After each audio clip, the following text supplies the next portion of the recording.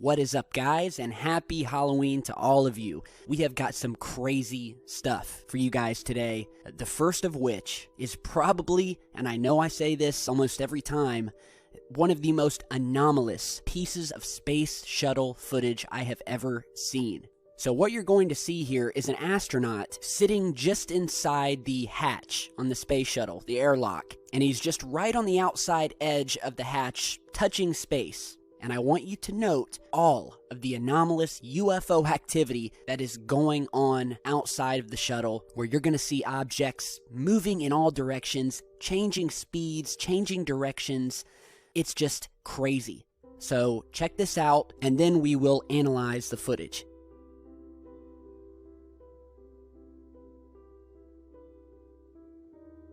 Okay, Mike, your party's on the line. We're going to go ahead and privatize too, and then you'll be good to go.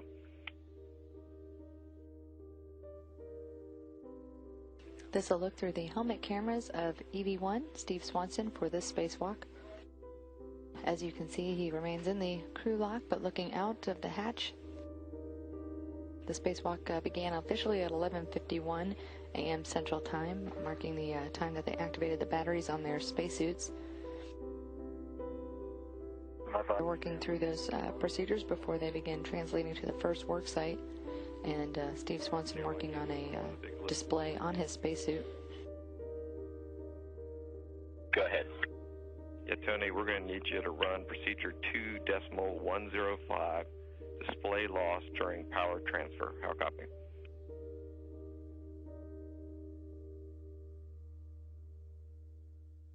I copy, it's in work.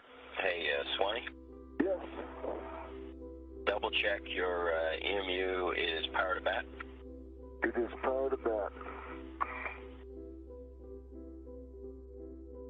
Okay, Joe, I think this is just a check, but it might be an action. Switch the power for EV-1 to off. That's verified off. Check the power for EV-1, EMU LED is off. And the LED's out. Okay, Swanee, these actions are going to take your fan and your comm, so don't do those until I've read far enough ahead so where you can get back. Understood. Note, affected EMU will be without fan and comm after steps 4 and 5. Step 5 to 7.1 should be read together before performing step 4. Warning, fan will be off, during which time the CO2 buildup is a concern, so stay cool. Got it. Okay, so step 4 would be, when I'm ready, switch the fan off.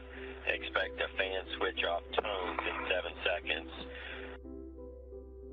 Alright, so this is from the STS-119 mission. During one of the EVAs, it was a space shuttle mission that occurred in March of 2009. And as you just saw, we have the astronaut sitting on the edge of the hatch, about to head out into space, and we begin to see these objects, very fast moving, shooting by in the distance. And we've seen these things many times before. And as you guys probably saw, a lot of these objects at times changed position, velocity, and speed. So we're just going to go through some of the best of these sightings here. And as you're watching this, you'll notice that at times we will see two UFOs that seem to be almost flying together in unison. One of the most anomalous parts of this video is where we see two UFOs fly into frame and completely stop and meet up with each other. We're playing you that clip here, where we first have an object flying in from the right side and then comes to a complete stop. Then, just as the object stops, we see another object jetting into the frame from the top of the screen, which flies down, curves back up, and stops as well. We are playing you the footage over and over. We're playing it in slow motion here. And just watch this and tell me if you've ever seen ice crystals or dust particles or whatever NASA would try to have us believe. And you know what? Every time we see UFO activity during these spacewalks or from the cameras on the International Space Station, they always say it's the same old stuff. It's light reflecting off of Venus, it's dust particles, or it's just debris. Well, my friend, debris does not fly around of its own volition, change speed, change directions, come to a complete stop, and then meet up with another piece of debris which also flies in from a separate direction, also coming to a complete stop. This is amazing, and there is no explanation that NASA can give us for this. I mean, look at it. Look at these things fly in and meet with one another, and then both vanish at the same time.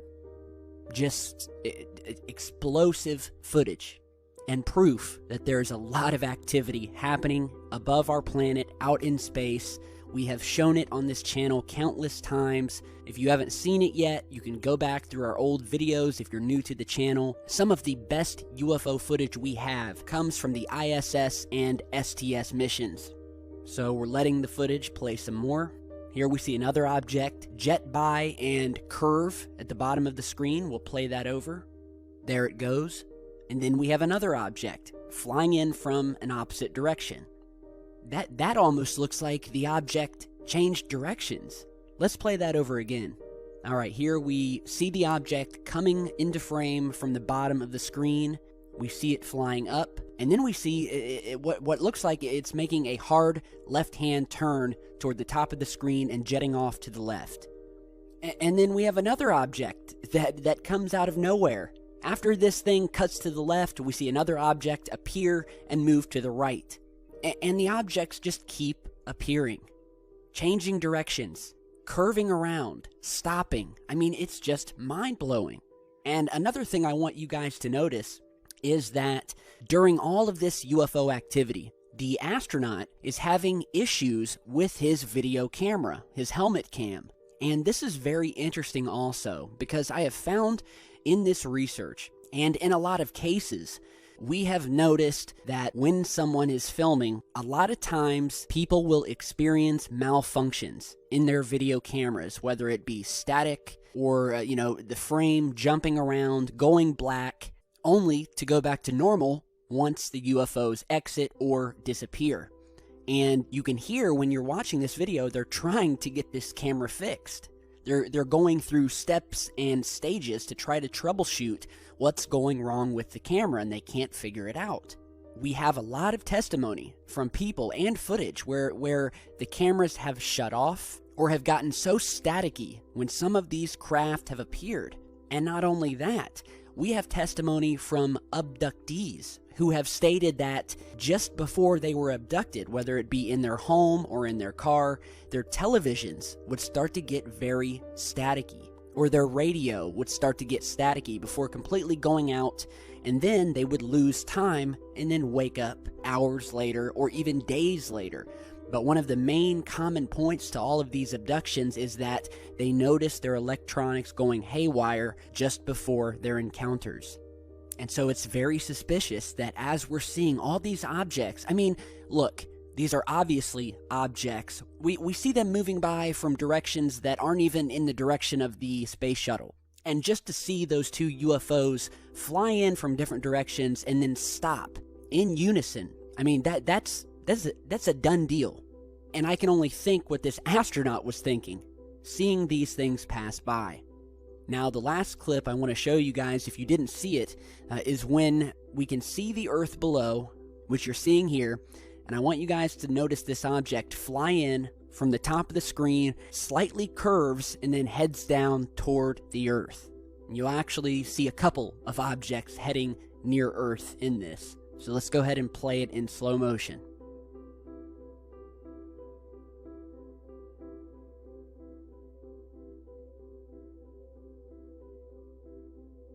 Look at that. I mean, this is just phenomenal footage. But anyway, this is from STS-119, one of the best pieces of UFO footage from the space shuttle missions I have ever seen. Did that not just blow your mind? And were these UFOs causing this video camera to malfunction? Because it's obvious they had no idea what was causing it.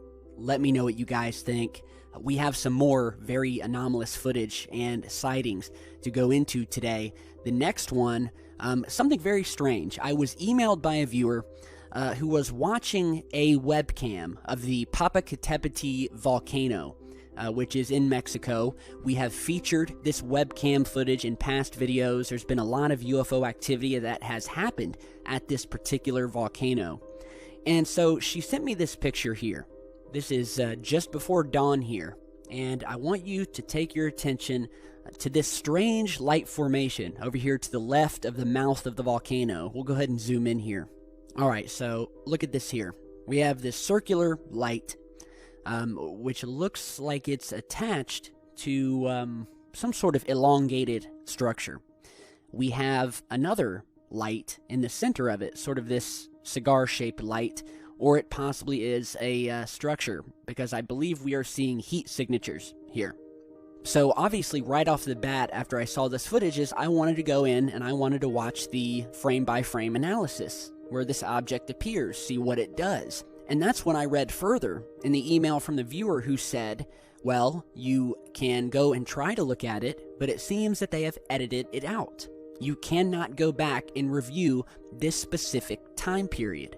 So I said, that was strange. So I head over to the webcam. You're seeing that here. And sure enough, when you go to review the footage starts at 6 a.m. And you're seeing that here. And when you try to rewind, we're going to go frame by frame backwards here because we need to get to 5:45 a.m. And when you do that, this is what you get. Nothing but blank screens. Literally, right as you hit the 5-hour 55 mark. Nothing but white screens, and it stays that way. And again, we'll hit the play button here, and you'll see it goes through all of these blank, missing frames until it hits about the 6-hour mark right on the dot, and then there we have the volcano. So yes, it's extremely strange. The webcam footage of this volcano from just 15 minutes after this UFO appears is there. It's on the website. You can watch it. But the moment you try to go to that 15 minutes before 6 a.m., you get nothing but blank screens, missing frames. And obviously we have the picture here, so we know those frames were up earlier. And this just happened today on the 31st, this morning. So why are the frames missing?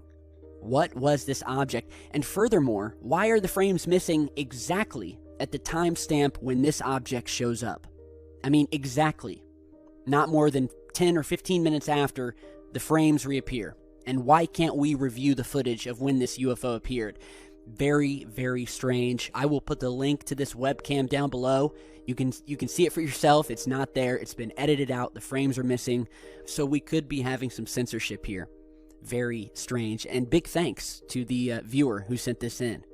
Now, speaking of Halloween, another viewer alerted me to some strangeness happening today, and they said head over to Google and tell me what you see. So I did. Here we are. We're on my Twitter here. Who's that good-looking guy? So we head over to google.com, and this is what we see. Do you guys notice anything? Well, let's go ahead and zoom in a little bit closer. We have what looks like a background image with a cat and some ghosts. And then in the center here, we see some houses with the sky and stars above, and then a giant black, what looks like a giant TR-3B. I mean, it's identical to a TR-3B, and it even has the 3 lights on each corner, and you're seeing lights glowing around it, rotating around it. Here's a comparison image. If you don't know what the TR-3B is, it's purported to be a secret government black project anti-gravity aircraft that was created from recovered alien technology. It also goes by the name the Black Manta, and this object has been seen all over the world. We've posted footage on this channel of the object. There's a lot of different renditions of what this object looks like. There's some different variations, but we have seen them. And so it's very strange here, this Google page. And you notice when you put your mouse over it, it's actually a play button. So you click play, and this is what you get.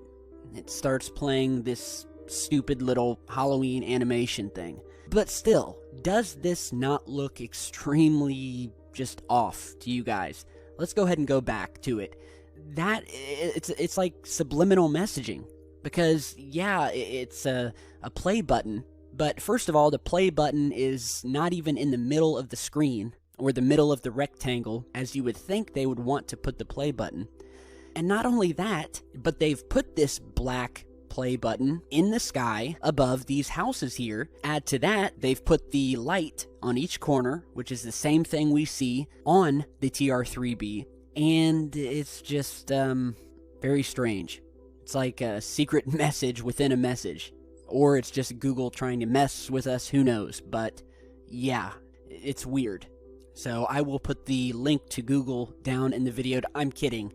You guys know how to get to Google. So one last thing before we end today's video. A new report, very strange report, has come out where scientists are arguing into the ways that life may spawn across the solar system. And they've argued that dumping dead bodies may be the most likely chance of organic life in space. So, the article here from the Daily Star is entitled, "Dumping Dead Astronauts in Space Could Create Life in Our Solar System." Goes on to reference a scientist and microbial expert by the name of Gary King, who explained that, quote, "a corpse could deliver microbes to a planet." He further said that we've pulled microbes out of permafrost, and there we're talking about organisms surviving around 1 million years in suspended animation. He goes on to say that if they send out, a dead body, especially if the trip is somewhere close to, say, planet Mars, the bacterial spores in the human body will survive for sure. He said, but it won't be a case of ejecting astronauts in their coffin suits. He said that a lone body floating would probably be yanked in by a planet's gravity and obliterated as it enters the atmosphere. So what he's proposing is that you would take a spacecraft and then fill it with multiple dead astronauts. That way, when it makes entry onto the planet, we have hope of planting the seed. He goes on to say that when you talk about 1 million plus years with little radiation shielding, then I'd say we're talking about a very limited possibility of microbial survival. But I won't say impossible. And that really, you only need one single microbe on the human body to survive the trip. The article also goes on to mention the proposed one-way space trip to Mars that was brought about by the company SpaceX, where they were signing up all of these people who wanted to go to Mars, one-way trip, never coming home again, and, starting a colony, and eventually they would die on the red planet, leaving their microbes and possibly spawning life. And it's a perfect story to report on for Halloween. Nothing like shooting a bunch of dead bodies out into space. And you know what? That may be true. That may be the way that life on Earth was spawned. It is very possible that the dinosaurs or humans were actually a bunch of cells on a dead body, frozen inside of a comet from, who knows where, from another planet, from another solar system, from another galaxy, that after millions of years made their way to this barren, empty planet, crashed down to the surface, and a couple million years later, we have dinosaurs and we have humans.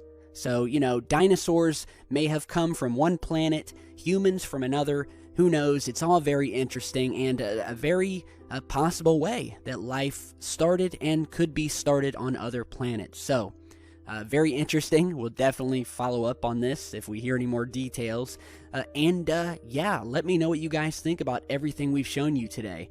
Now, before I forget, I have a new film recommendation for you guys. I don't know if you guys have seen it yet, but there was a new trailer that just came out, and the movie is called Life, and it stars Jake Gyllenhaal, Ryan Reynolds, and it's about these people who are up on the International Space Station when they, oddly enough, find signs of life. And that's when scary things start to happen. You're seeing some screenshots from that movie here.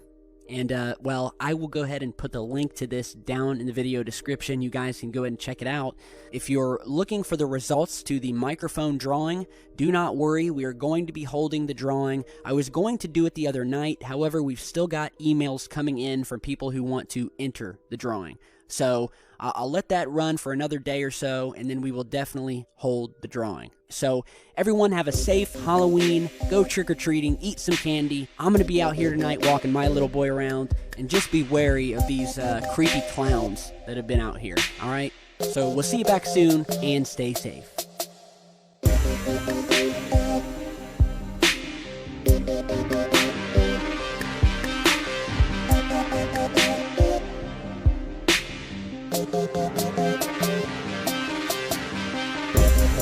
Thank you.